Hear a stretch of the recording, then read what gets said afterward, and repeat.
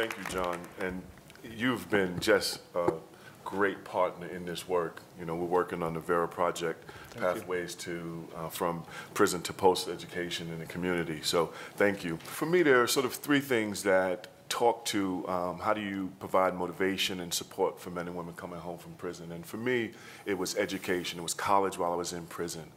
I went from being very hopeless to being very hopeful and believing in myself and believing that things could be different for me because of what I achieved when I was in prison. That was a major, major thing. And as a reentry community, we ought to be fighting to bring back Pell Grants to the prison so people can go back to college. Second thing is about how we see people. You know, we have choices about how we see people. Oftentimes when we talk about criminal justice, we talk about deficits and the damage.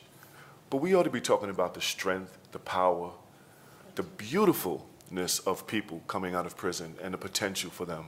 You know, David Rothenberg, our founder, often says, people aren't the worst things that they've ever done. And it's through that lens that the Fortune Society sees people, and we work with people from a position of power and a position of strength. So as a reentry, in terms of providing motivation, if we see people as assets, they'll rise to that level. If we see people as danger and deficits, they'll also go to that level. That's right. So it's the lens by which we look at people and work with people that makes a significant difference.